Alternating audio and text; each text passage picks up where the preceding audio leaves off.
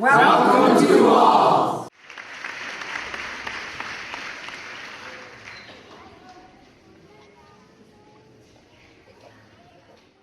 Oh, okay. Well, hello, my name is Corey Daleski, and I'm going to be your presenter today. And it's a pleasure to be doing this. And I want to thank Alpena Community College and lifelong learners for allowing me to present today. I'm going to be doing, my presentation is going to be on the first 3 presidents of the United States.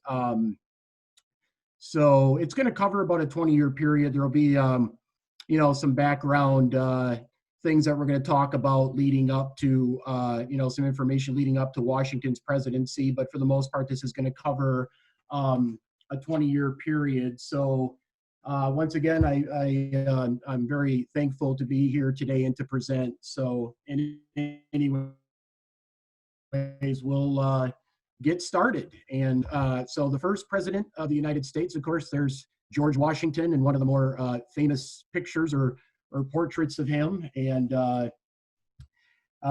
so he was born, so there he is, and now we'll get to this here. So some background information on Washington. He was born in 1732 in Virginia, the eldest of 6 children. His father's name was Augustine, his mother's name Mary Ball. His father was a successful planter and really provided George and his brothers and sisters with a very solid, healthy, middle-class upbringing. He was an ambitious planter. But in terms of Washington's education, it very much included a collection of books. He never received a formal education. It mainly included his collection of books for the most part, a couple private tutors. And so his father passes away at the age of 48, and this really changes George's life. It sort of ends any sort of pursuit for an advancement in education.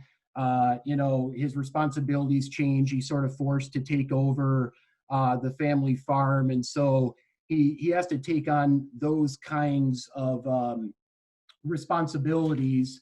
And so in terms of his first, if you want to call it, significant job, he becomes a sailor, and obviously this isn't the job that comes to define his legacy by any stretch of the imagination, but it's a job in which he really enjoys.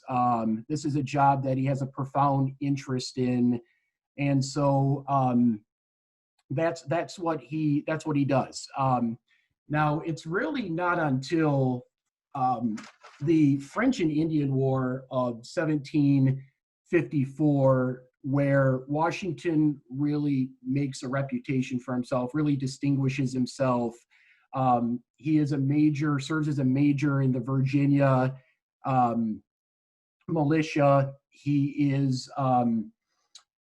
gains significant and critical military skills, and so he really makes a name for himself in that regard. This is an important development for him.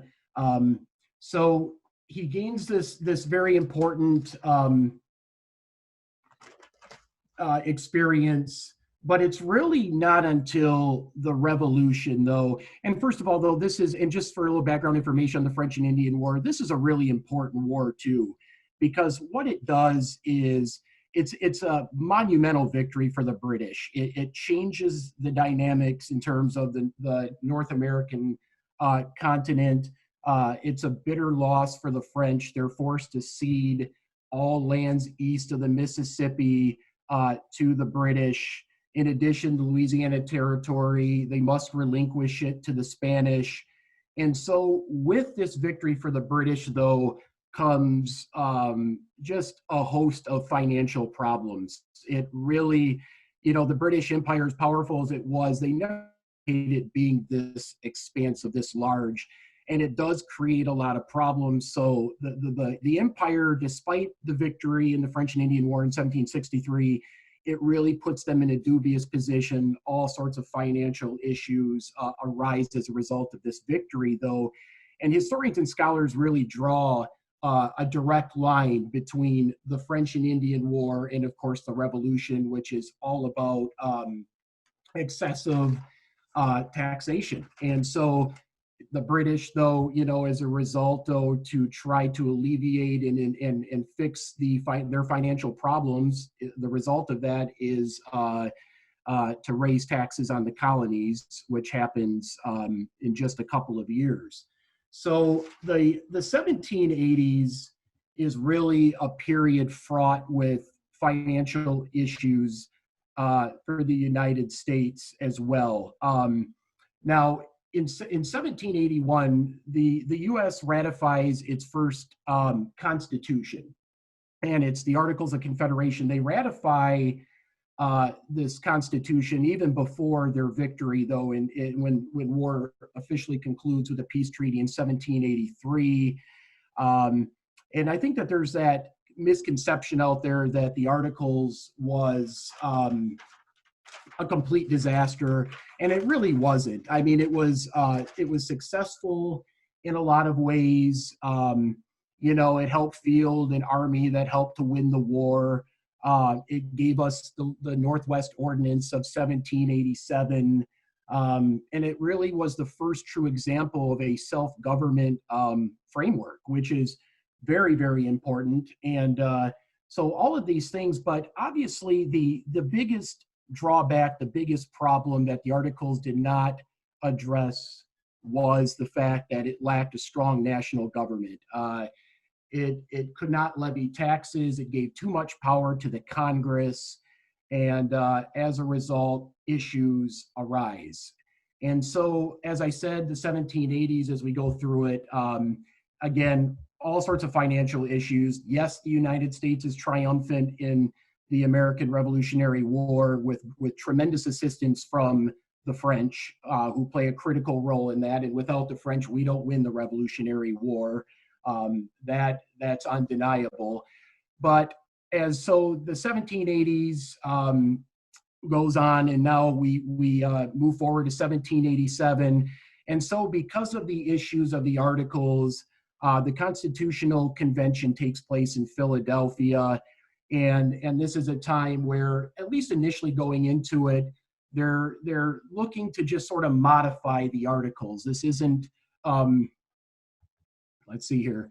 So they're really, this is something, though, that that they're looking to address. They want to fix the problems of the Articles of Confederation.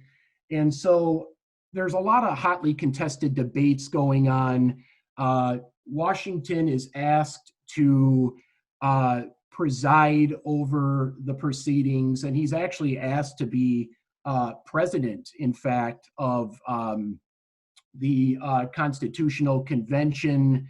And what he does, and in the aftermath of the American Revolution, Washington becomes a hero. Okay, he becomes a larger than life figure. He's hero of the revolution. And although during the revolution he suffered some setbacks, he also won a number of really key battles. So he emerges as the most revered and respected man of his generation.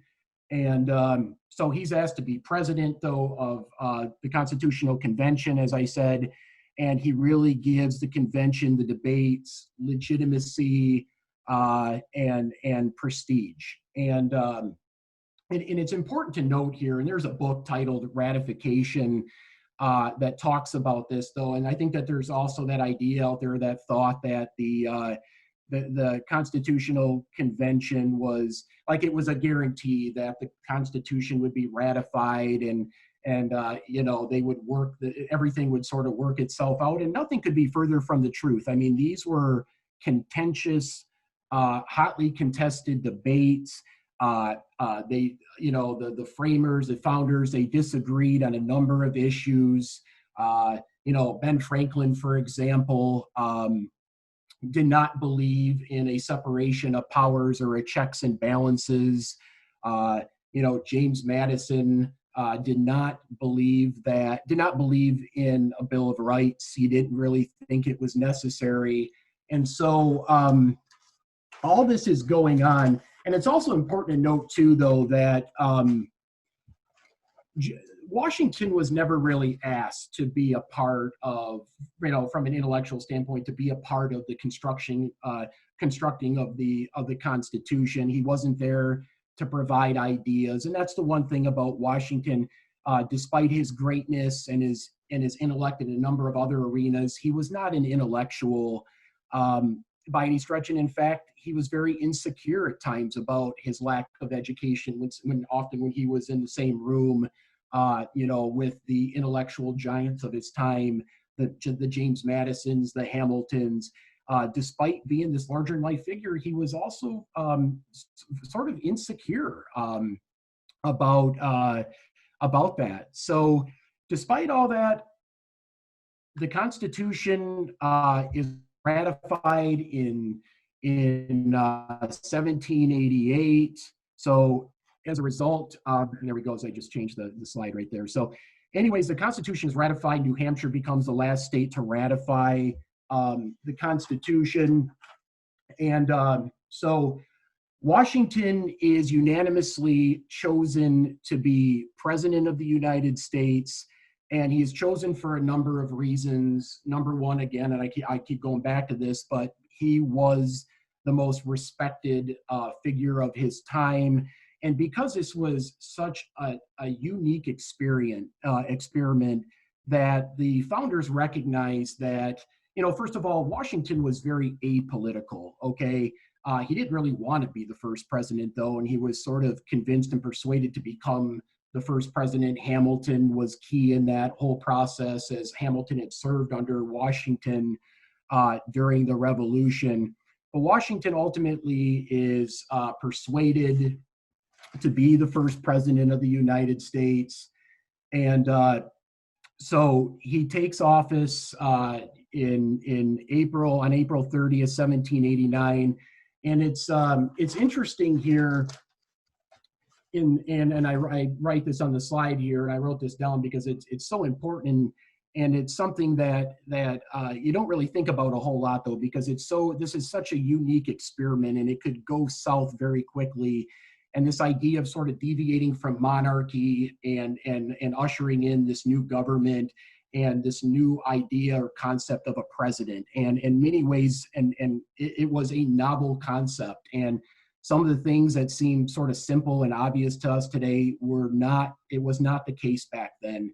And simple questions, fundamental questions would emerge, like, for example, as it pertains to the president, and this whole novel concept and idea of, should a president accept dinner invitations?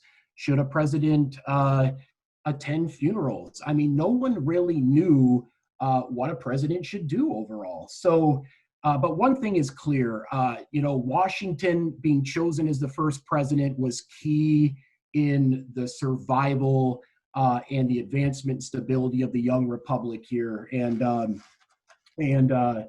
So Washington, although, and in terms of sort of Washington's, and I said he's very apolitical, and he wasn't a stalwart or a passionate Federalist, but if he did align himself with the Federalist Party, and which was sort of the leader of the Federalist Party was Alexander Hamilton.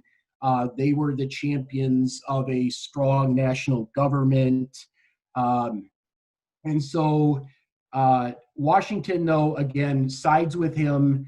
And in terms of sort of setting the standard, okay, so Washington, John Adams is chosen to be his vice president. He serves as Washington's vice president for the totality of his presidency for 8 years. And so Adams is chosen as vice president. Thomas Jefferson is his Secretary of State. Hamilton is the Secretary of the Treasury, and Henry Knox, his old revolutionary buddy, is Secretary of War. And so Washington, Washington sort of creates a cabinet here, and I mean his cabinet is very small. It's made up of 4 figures. It has grown significantly since then. It's up to 15 now, I believe.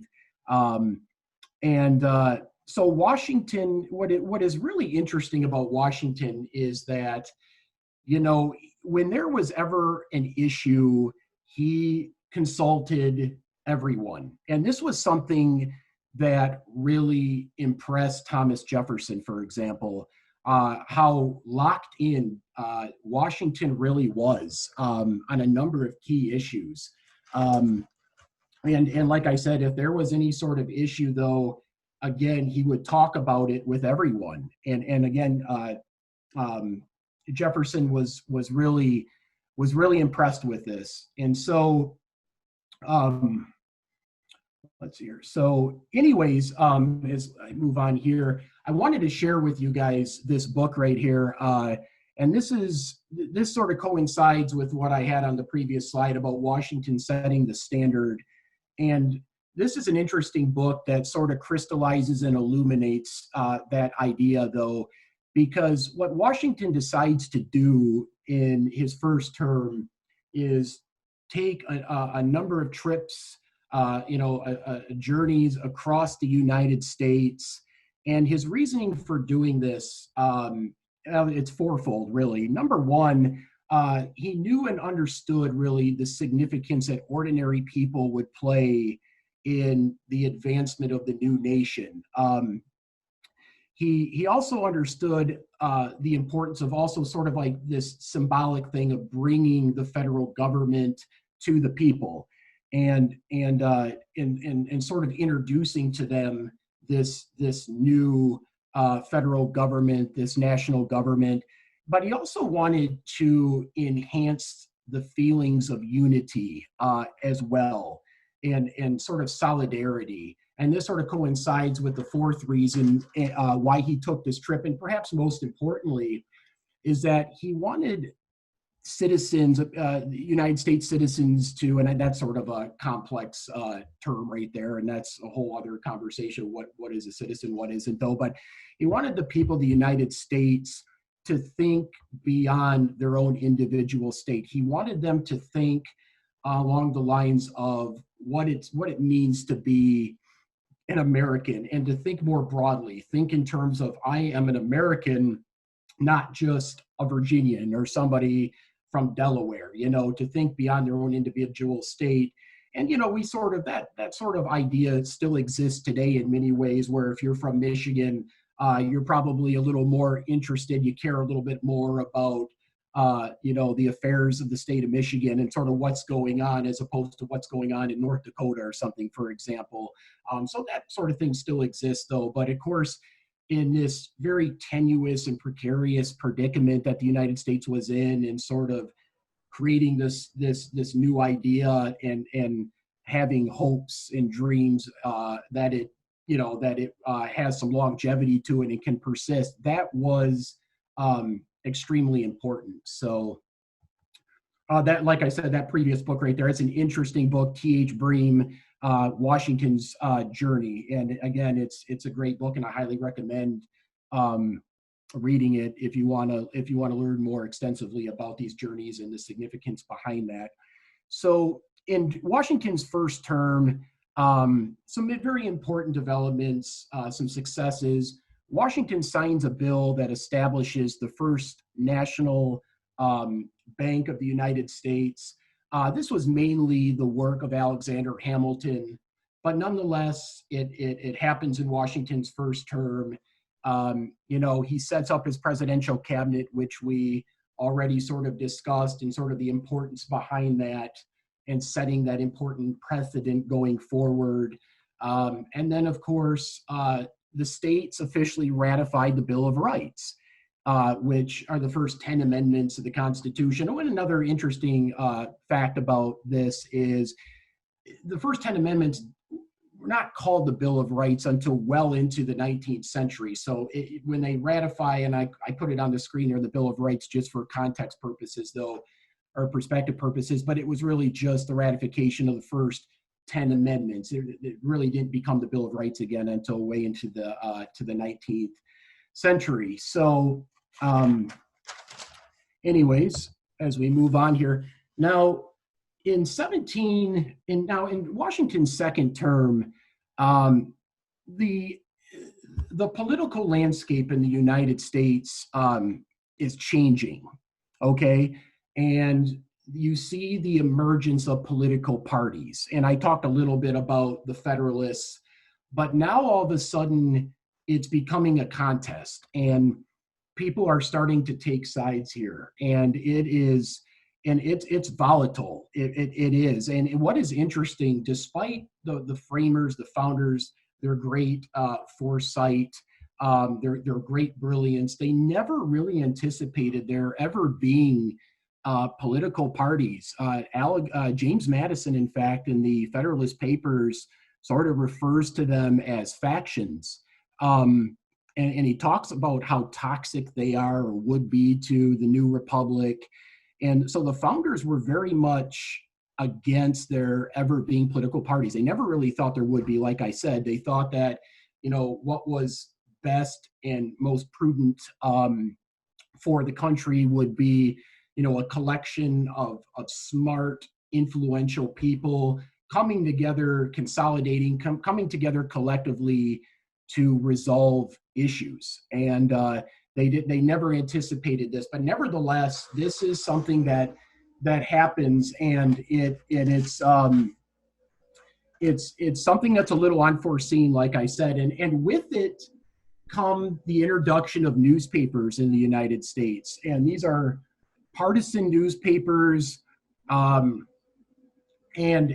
it's something that just really exacerbates really the political divisions. What's also very interesting too, though, is that Americans have suddenly, the realization is Americans have a tremendous appetite for politics. Americans are voracious readers. They love politics. And in fact, by 1800, there are more newspapers, political newspapers in the United States than anywhere else in the world. And so the whole entire landscape is really changing now. And people are taking sides. Washington, for example, is criticized for the first time in his career. And that's something he was not really accustomed to. He was accustomed to being revered, right? And so, like I said, people are taking sides. It's a real contest, and the complexion of the country is really changing. And again, what emerges out of all this is a very volatile political culture.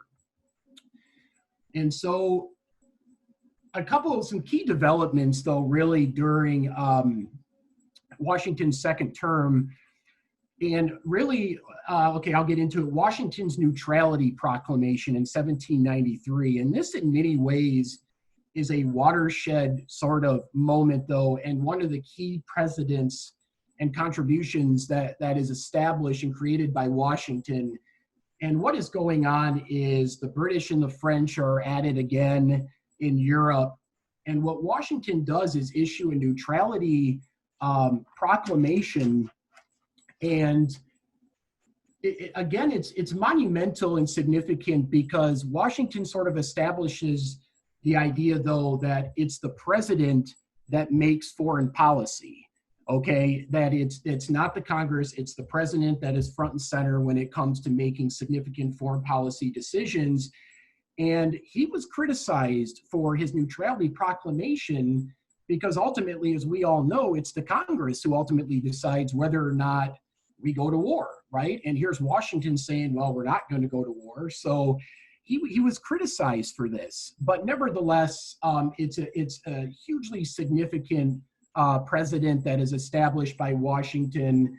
And so moving on from that is the Whiskey Rebellion that happens shortly after Washington's Neutrality Proclamation. And this is an important sort of event in many ways because it really tests the resolve and the strength of the federal government. This is really where the government is really put to the test. And so in Pennsylvania, there are these whiskey rebels that are arguing about a whiskey tax, and it's an insurrection, and it's a pretty significant development. And the whiskey rebels remembered exactly what the revolution was all about, right? Excessive taxation.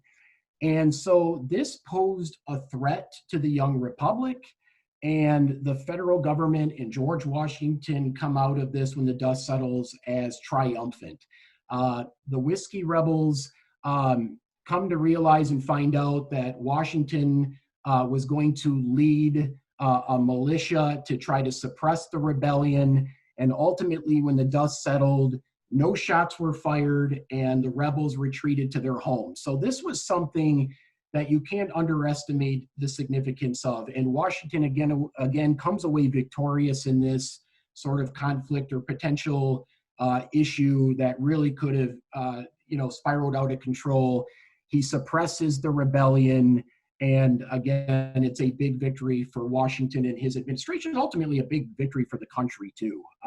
So in any event, as we move on towards the end of Washington's terms and just the overall importance of Washington stepping down after 2 terms. And as we know, Washington never really wanted to be president in the first place. But, again, the concept of stepping down after 2 terms, again, seems simple to us today, but it's so important, and it was so important to the survival of the republic in many ways. And this is a president that lasts for 144 years. It ends with Franklin Roosevelt, though, but then in 1951, as part of the 22nd Amendment in 1951, it becomes law where a president can only serve 2 terms. But all in all, this is probably Washington's probably most successful aspect to his presidency, maybe his greatest contribution, ever,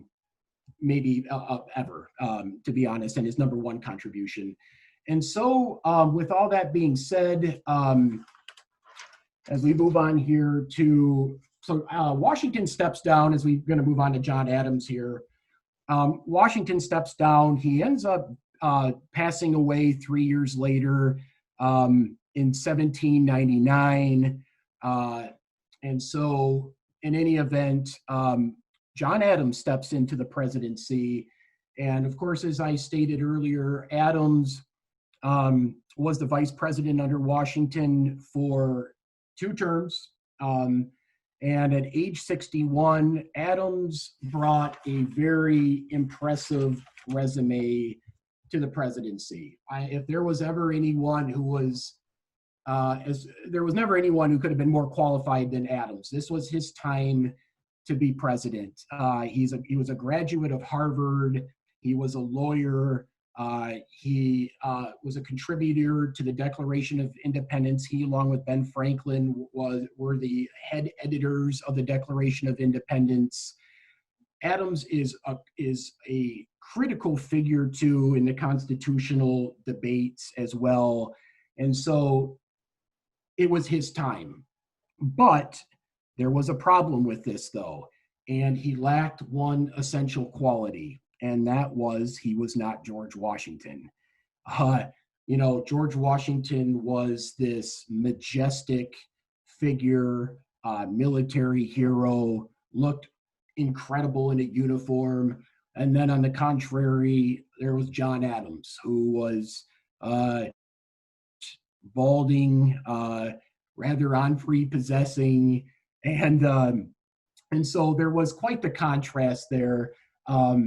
Now, in terms of political parties or his affiliation or who he was aligned with, Adams was a Federalist. Just some more sort of adjectives to describe him. He was vain, he was stubborn, but he was a really hard worker. Ben Franklin is quoted as saying he was the hardest worker of all the delegates in the Constitutional Convention. And so people recognize that.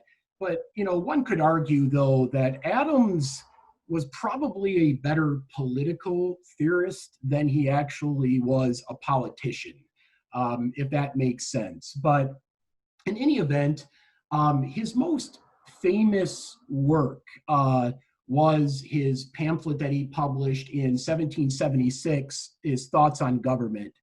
And the centerpiece of his pamphlet, though, centers around the idea of a two-house legislature. And that is his greatest contribution in many ways, though, during the Constitutional Convention, though, and that helped usher in that possibility, and in which it ultimately occurred. So, anyways, what another interesting fact about Washington, though, is that there are 1,100, I believe, letters written between he and his wife Abigail that have been preserved, and these are letters that really give us great insight and really provide a glimpse into who John Adams was. And there is one letter in particular, and you all might be familiar with this, and it was a letter titled "Remember the Ladies," and it was written by Abigail Adams, and it was exactly what it says it was: "Remember the ladies." And this was a time, remember, when in the immediate aftermath of the Revolution, where the government is being constructed, all these ideas are sort of reverberating a little bit. And this was a time when women's status was changing, political status was changing in the aftermath of the Revolution, and they wanted to sort of obtain and procure some of the great benefits that emanated from the American Revolution. And so they sought to procure voting rights, to participate more in politics. And Washington, like a lot of the other founders, were very resistant to that possibility or prospect, though. And in many ways, they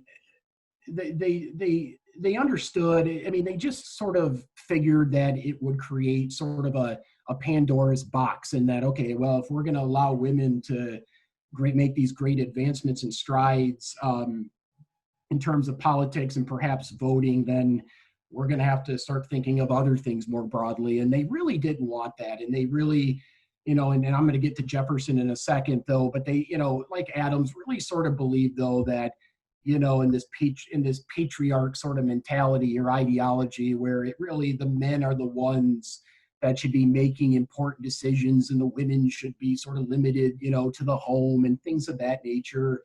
And so in any event, well, I'm sorry about that. Okay, so this is a book right here that is another one that you might find to be rather interesting, though, and it really talks about women and the advancements that they made during the early republic, and how, in fact, in the 1790s, there are examples of women voting in New Jersey. And as we all know, voting was predicated on property qualifications, but there are examples, in fact, in the 1790s where women were able to vote. And this was largely because, like I said, it's very limited, though, but this was largely because their deceased husbands left them their property in their will, and women were sort of able to exercise the franchise. But again, it was very limited. But this book really, again, sort of sheds light on all these advancements that women sought to make. And ultimately women, though, and I'm not going to get too far into this, but they were so pivotal and key in creating these social organizations, benevolent societies and everything. But anyways, this is a wonderful book, and I think all of you would like it very much. And so it's titled Revolutionary Backlash by Rosemary Zagari. So wonderful book. So in any event, John Adams' presidency really begins with a big conflict and war that is going on in Europe, just this conflict, and it's known as the Quasi-War, 1798 to 1800. And this was a pretty significant event in many ways. The French were seizing American ships, and tensions between America and the French, it was becoming very volatile. And John Adams at that time, and there was some pressure on him. There were Americans out there that wanted to, and emotions again were running high, like I said, wanted to go to war with France over this. And so they were sort of disrupting trade vis-a-vis the American shipping, seizing our ships. And ultimately, Adams makes the decision not to go any further, though, to resist his urges, though, of getting the United States involved in a conflict.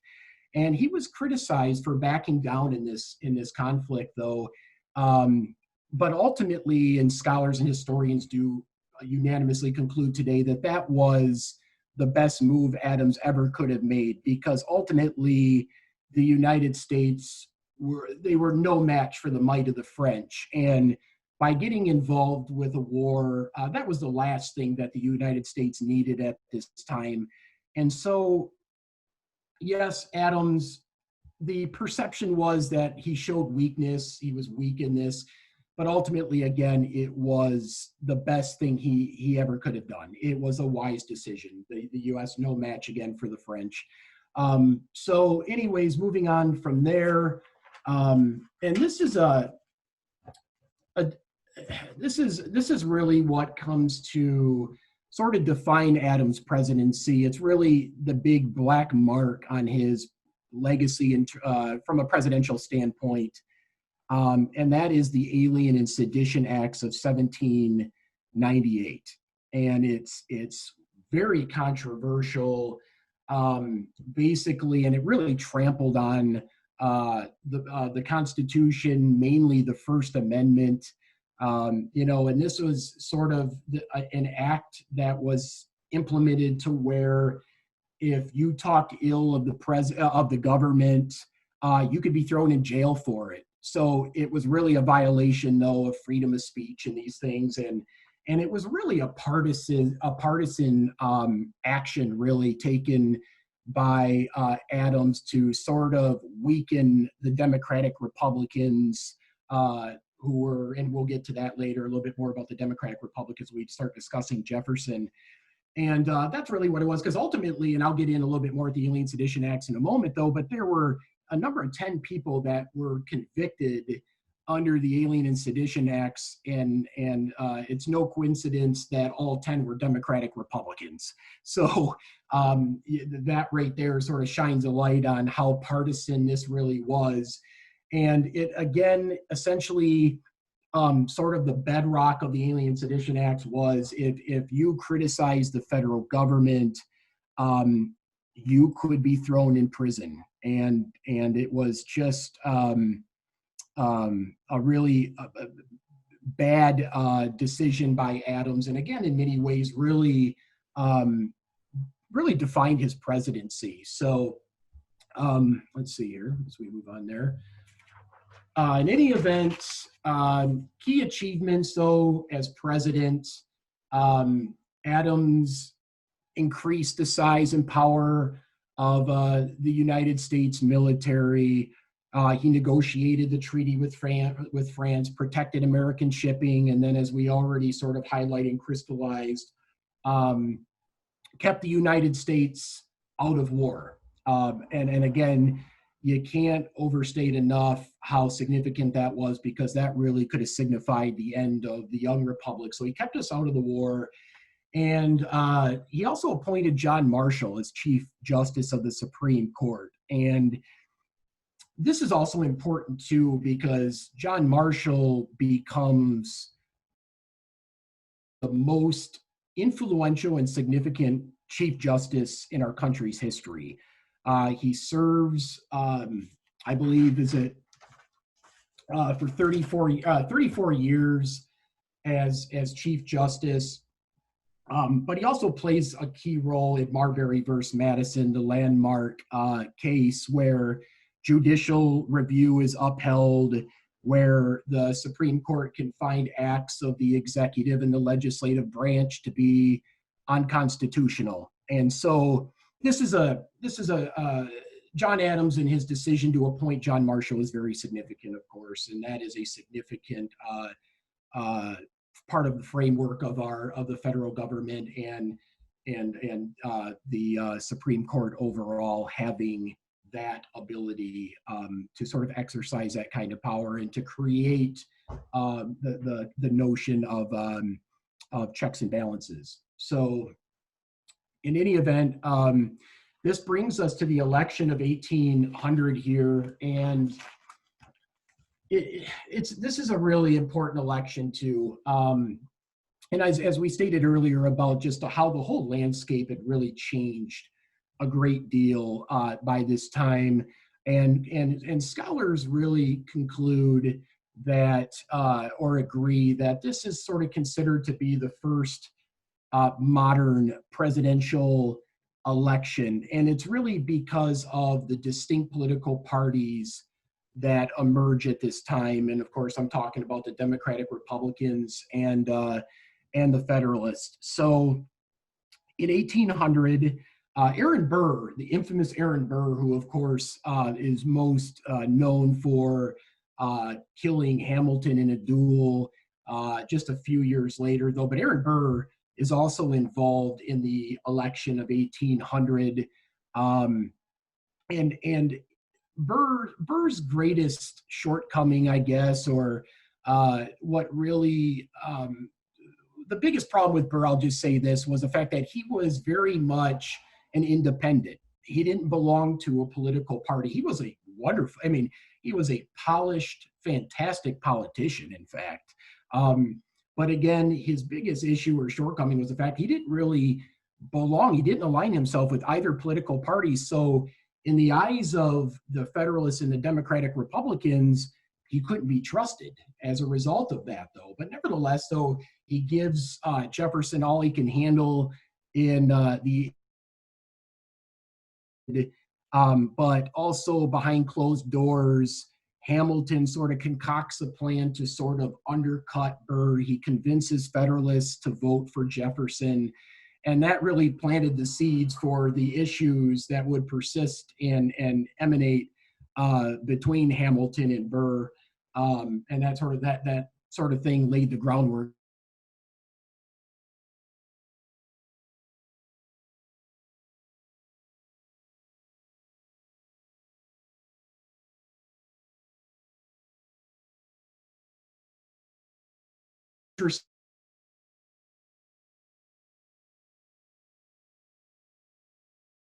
Though, but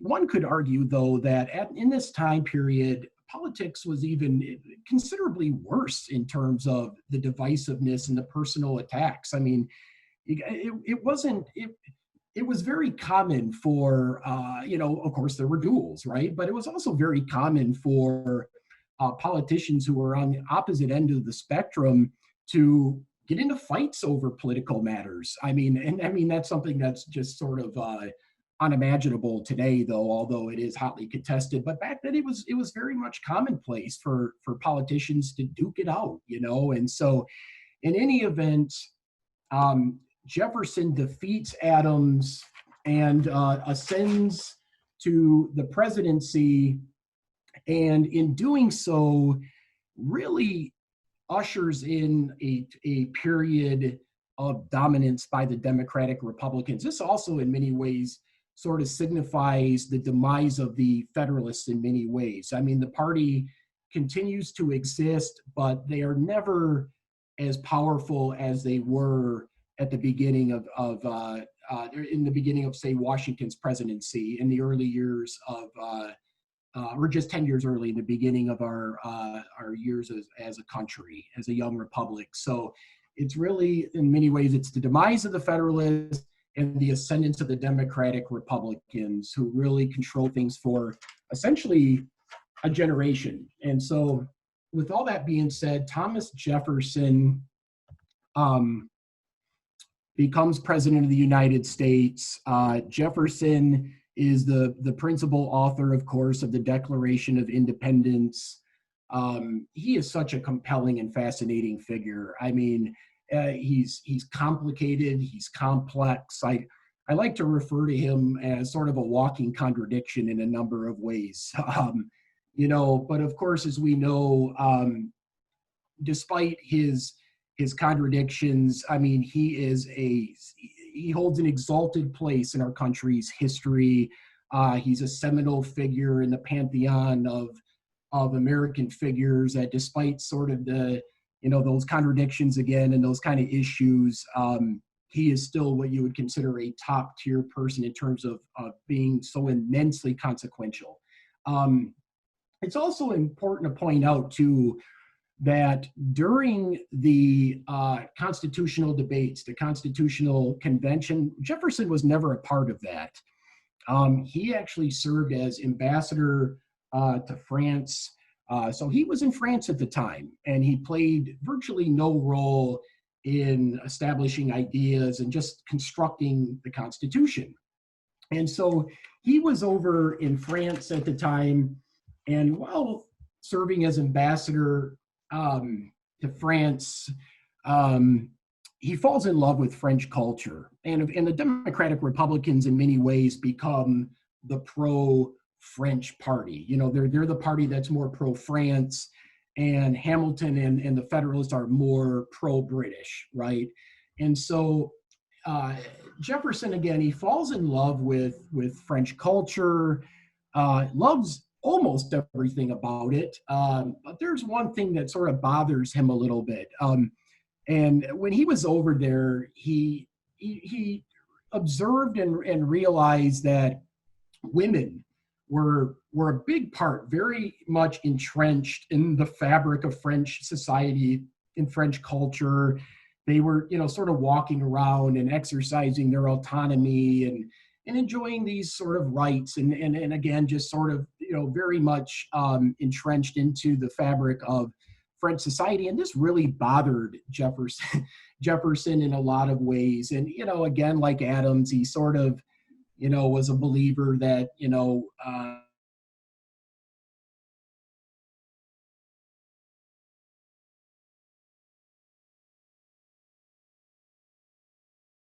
of society.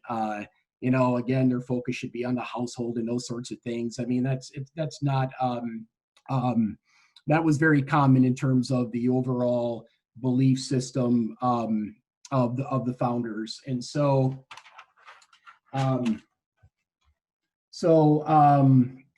Jefferson, and let me just say this real quick too, because in the 1800s, and for the founding fathers who lived well into the 19th century, or at least a couple of decades into the 19th century, they were also very bothered and agitated with sort of the direction that the country was going. The country was becoming more of a democratic society, more democratized, and what I mean by that is from the standpoint of religion was becoming, and of course, though, throughout American history and even like the 19th century, it's very up and down, religion. But for the most part, Americans really always embraced religion. And this was something, though, that really bothered Jefferson and the founding fathers, who for the most part were not very religious. They were more or less deists, but it's important to note, though, that they were products of the Enlightenment period, right? And so they were deists, this sort of idea, though, where God sort of, or some supernatural figure sort of created everything and then sort of departed, right? And that God plays really no role in our everyday lives. But for the most part, though, again, the founders were staunch advocates, though, of more of a secular sort of country. So they were very displeased with the fact that the country was becoming more religious. They were also displeased at the fact, though, that middle-class white men were also gaining access to the franchise, because really, we talk about, the founders, they were these champions of democracy, and really they were not.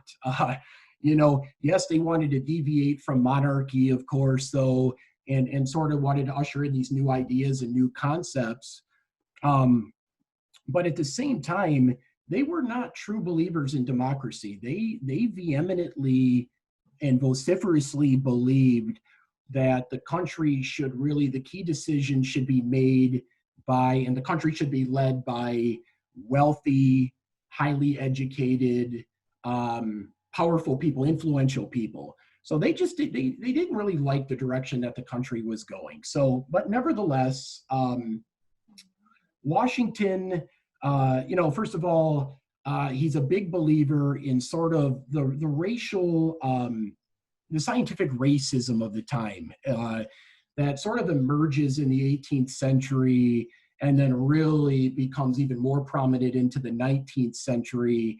And in many ways, like in the South, for example, it's really a hallmark, or it's really sort of the foundation to sort of justify slavery, this sort of idea that blacks were inferior to whites. And Jefferson expresses these sentiments, and it's really sort of the bedrock of his most famous book, and arguably one of the most famous books, if not the most famous book, pre-1800. And he wrote it in 1785, and that is Notes on the State of Virginia. And that is sort of the centerpiece, though, of what he focuses on. So Jefferson is a big believer in that stuff, that blacks are just sort of inferior, and again to inferior to whites. But again, Jefferson did recognize that slavery was wrong, and of course it's part of the great contradictions, right? I mean, or the hypocrisies, right, with the founders, and Washington too owned slaves. But yes, Jefferson owned slaves, understood it was wrong. The founders knew it was wrong, and morally wrong, but they also recognized that had they abolished it, the Constitution never would have been ratified.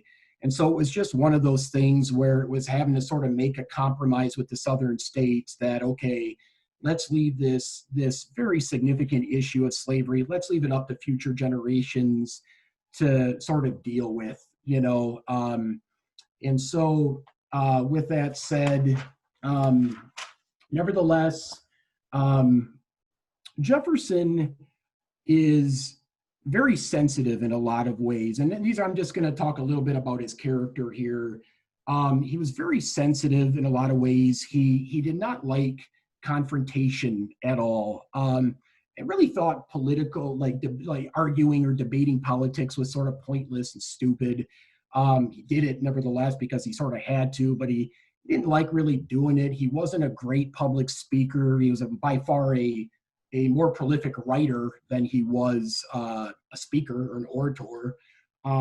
But one thing he did really like to do, though, he liked to host dinner parties.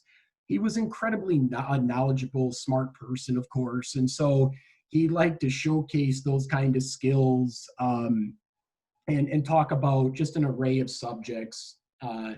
Mostly, again, his profound intellect when it came to science and all these other things. He loved architecture. In fact, when he moves into the White House in 1800, he makes significant changes to the White House and sort of puts into practice or sets in motion his sort of vision of how the White House should be in terms of architecture, from an architectural standpoint.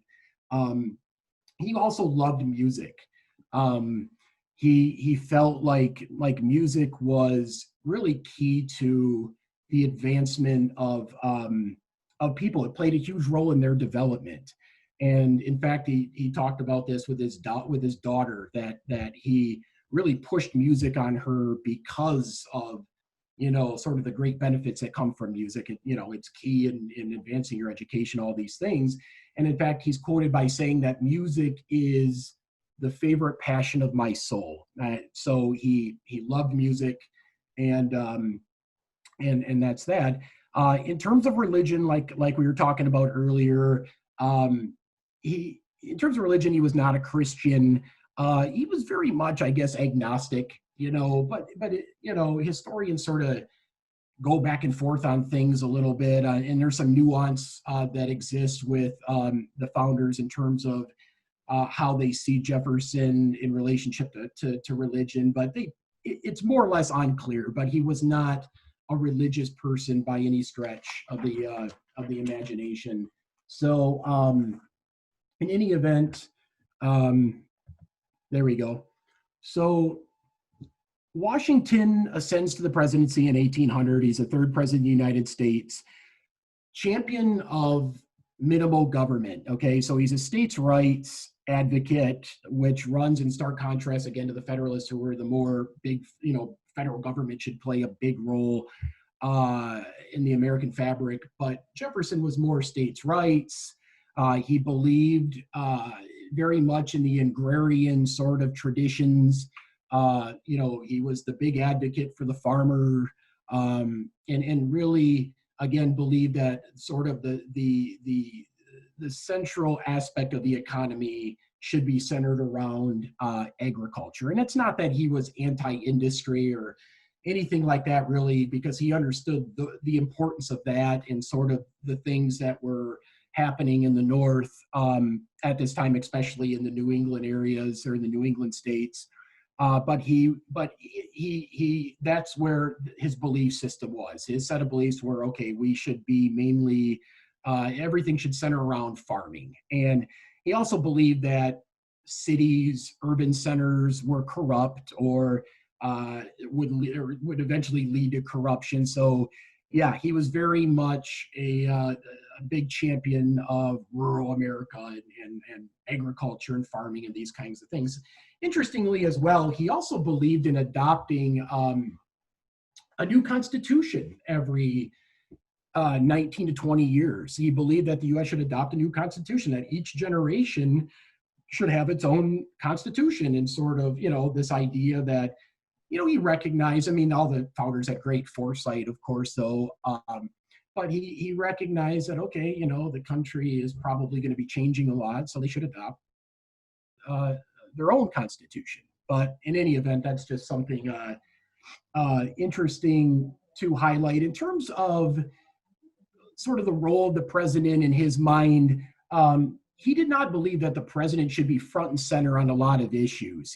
Jefferson really has a strong relationship with Congress. He consults with Congress. He works with Congress an awful lot. He did not want to appear as a king. And so, and also during his presidency, no more of your excellency, which was what was used to refer to the president during the presidencies of Washington and Adams. And in fact, Adams, going back years ago, though, like in the very early stages of the country's founding, wanted a more sort of regal name, like Your Majesty, Your Highness, and Washington ultimately just decided to go with Your Excellency. But anyways, when Jefferson takes office, no more of that. It's the president, okay, of the United States. And so, let's see here. So his aim going into his first term, as highlighted on the slides there, he wanted to cut the national debt. That was very important to him. Reduce the size of the federal government, okay, curtail the activities of the federal government, and also to minimize the size of the military. In fact, he reduced the size of the army by about 50%. He also retired a significant number of warships also in the process of doing that. So that's what he decided to do. And he sort of justified this by being a champion of peace, right? He was a big promoter of peace, believed that, okay, let's not get involved in any sort of conflict or anything. So he sort of justified his policies that way in relationship to sort of scaling back or curtailing the size of the U.S. military. So Jefferson, okay, so this brings us now to Jefferson's greatest achievement as president. Okay, this is his crowning achievement, and it is his purchase, or Washington buying the Louisiana territory, the purchase of the Louisiana Purchase, okay? What he does is, with a stroke of a pen, as you can see for perspective purposes on the slides there, a stroke of a pen, he buys this territory from Napoleon. And what's also interesting too, because I mentioned in the aftermath of the French and Indian War, the French had to cede that territory to the Spanish. Napoleon in 1800 purchased that from Spain, and so the French regained control of the Louisiana territory for a very short period of time until Thomas Jefferson bought it. And really, not to get too far into it, but the reason why Napoleon sold this enormous chunk of land to Jefferson was really to sort of strengthen the ties, the relationship between the French and the United States at the time. And the French, of course, are all caught up in the Napoleonic Wars. And so that was really his main purpose for doing that. So in any event, for $15 million, okay, 820,000 square miles, that equates to 4 cents an acre. The United States now, as a result of this, by a stroke of a pen, all of a sudden now stretches all the way to the Rockies. Okay, this is a significant development in every imaginable way, but in many ways, it's also very controversial, and it's a very far-reaching action by Jefferson. It's bold. It's very bold. It's a brazen move by Jefferson, and in many ways it goes against his core principles, and in that, you know, he believed in a strict interpretation of the Constitution. Again, he thought the president should sort of have more, maybe a little bit more of like a figurehead kind of approach to things.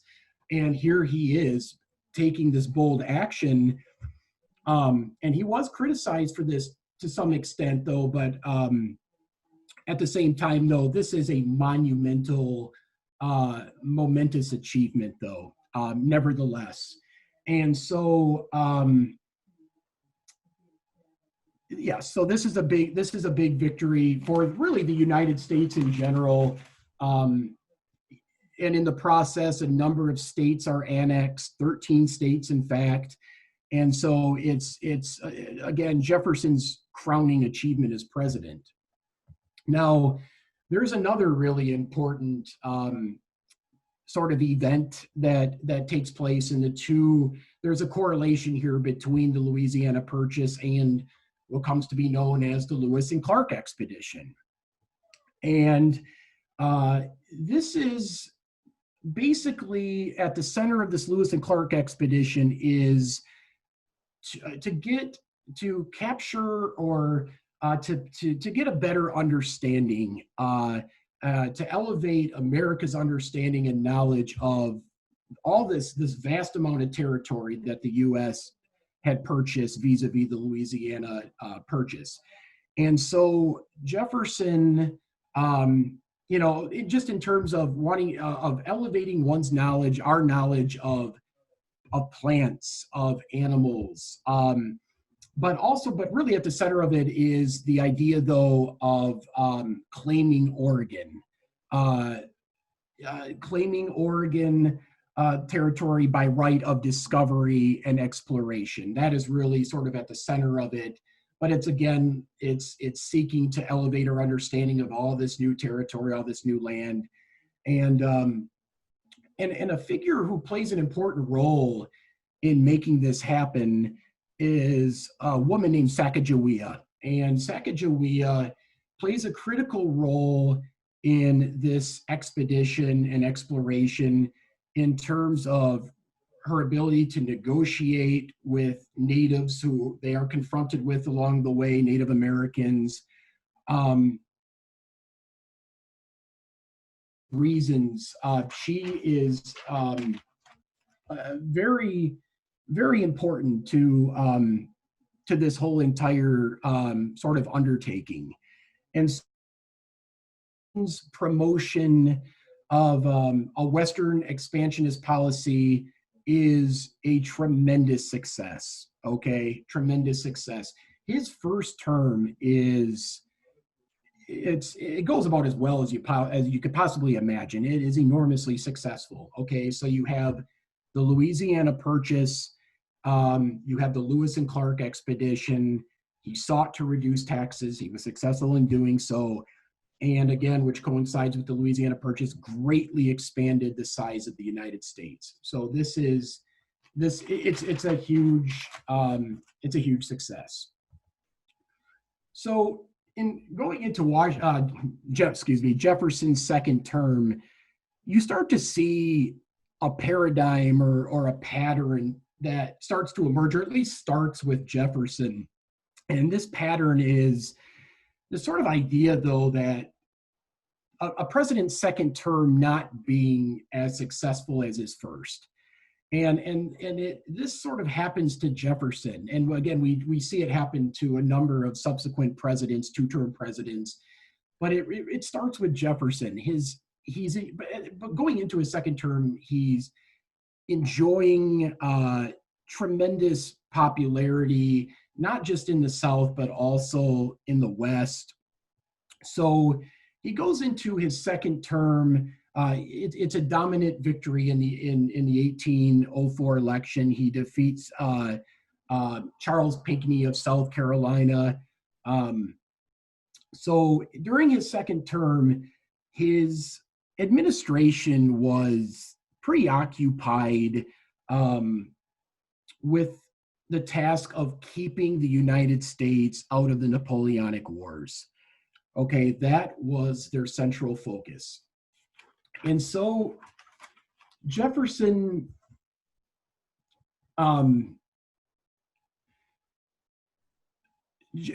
what he does, though, and he wants to stay out of this, though, for a main reason, though, and his two main goals, because he didn't want to undermine his two main goals, which was to reduce taxes and the national debt. By getting involved in the war, you could pretty much forget about it. That would go by the wayside. But also Jefferson recognized we were in no position to go to war, to get involved in this. So what does Jefferson do? Well, he issues an Embargo Act. And this is in 1807. And he does this for a number of reasons. He wants to protect American merchant ships, okay, from French and British seizure. And then secondly, though, he wants the embargo, he wants to pressure the belligerents into recognizing and to accept America's neutrality view of things, though, okay? So that's basically his reasons, though, for issuing the embargo. And it really goes terribly bad. I mean, it sought to sort of, in some ways, strengthen the United States and sort of, in some ways, I guess, weaken the French and the British, and the complete opposite happens. It has devastating effects on the U.S. economy, and so the economy, okay, so with the embargo, the economy is, it's ultimately, it destroys our economy. And this is not what Jefferson sought to do, of course. And it has reverse effects. And so as a result of this, his popularity dissipates tremendously. And in many regards, the embargo sort of defines his second term as president. But nevertheless, in the end, though, despite how unsuccessful his second term was, mainly because of the embargo, if you look on these lists by historians of where Jefferson ranks in terms of greatest presidents, generally he's in the 4 to 7 range. And maybe you could look at that and say, well, maybe that's because they're sort of viewing it macro-wise, like it's sort of a lifetime achievement award, because of what Jefferson's contributions vis-a-vis the Declaration of Independence.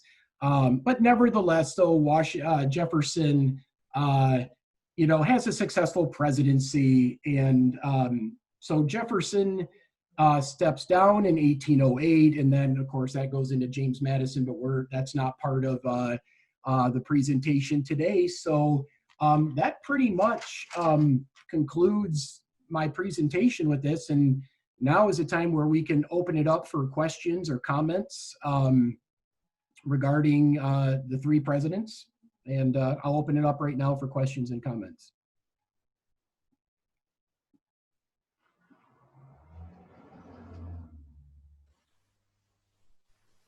No questions, but I think that was absolutely fascinating, period. I have a question about the Louisiana Purchase. Did that $15 million increase the national debt, or did the United States have the money to pay for it? The United States had that's a very good question, though. And no, it didn't put the United States in any sort of financial issue as a result of that. I mean, as I stated earlier, and it it equates to 4 cents an acre. So they got it. It was an incredible bargain and a great deal that was made, in something that could not be passed up at all. And so Jefferson sought to execute this, and he did successfully. So yes, it was something that the United States could afford, and it was a golden opportunity, to contribute mightily to this whole idea of American expansionism, of course, which sort of becomes a central view or a central aim in the 19th century, this idea of American expansionism as we see as it continues into the 19th century. It sort of lays those foundations.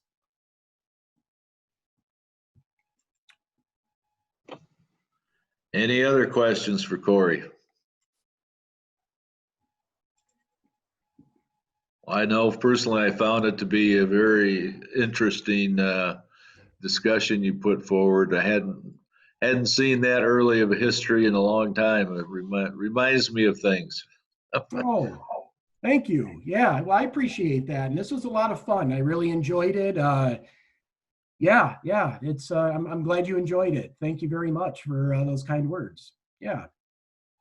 Corey, do you cover other presidents as well? Yeah, I do. And presidential history has always been a big interest of mine.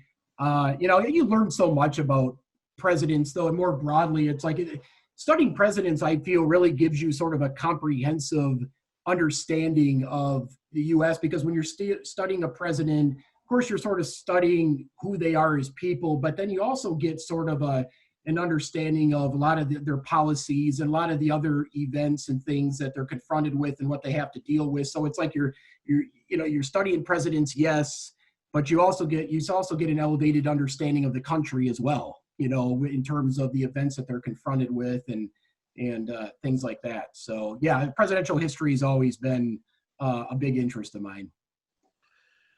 We'd love to hear more. Pardon me? I would love to hear more. Oh, well, now or another time. How about this? I'll put something together here in the very near future, and I'll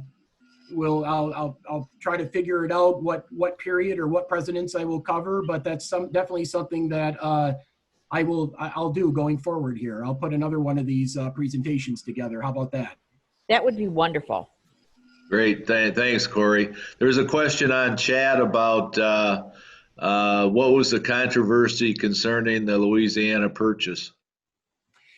The controversy surrounding the Louisiana Purchase was whether or not it was constitutional. And Jefferson, in many ways, and of course I talked a little bit about this and how it sort of went against his principles, but the Constitution never said anything really, and of course, again, I know I'm sort of all over the place here, but you got to remember this is a very volatile period. So it's no matter what Jefferson does, the Federalists are going to criticize him for it, or they're going to perceive him as a king or an abuse of power right by such a bold move by purchasing the Louisiana Territory. but Jefferson justified it basically. You want to talk about that, Emily? Yep. So we remove all of their equipment before they play, and We lost you.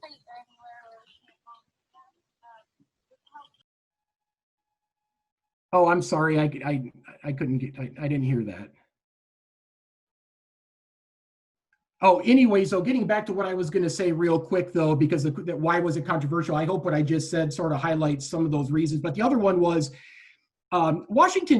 Jefferson sort of justified it by this. Listen, he looked at the Constitution, and in the Constitution, it said nothing about whether or not a president can acquire or buy territory. So therefore, in Jefferson's mind, it was constitutional, because he's thinking, well, the Constitution doesn't say I can't do it, so therefore it means that I can. So that was sort of his justification behind that. So.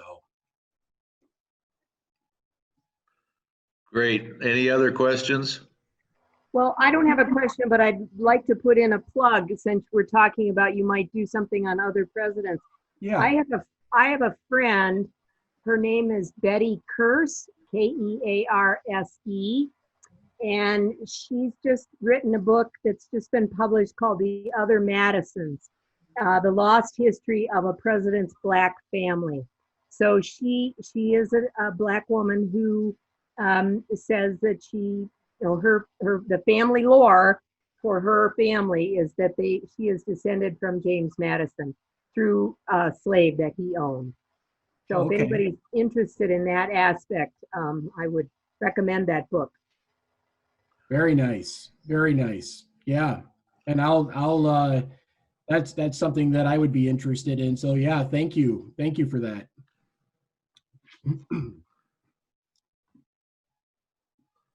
Anyone else? Well, I think from all of us, Corey, has a great presentation. We appreciate it.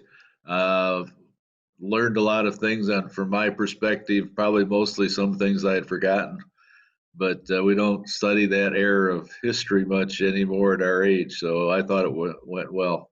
Well, yeah, thank you very much. And again, thank you to ACC Lifelong Learners, Dr. Olin Joyton too. I owe him a special thank you. And yeah, this was a lot of fun, guys. And I look forward to putting something together here again pretty soon and doing this again. So thank you. Great.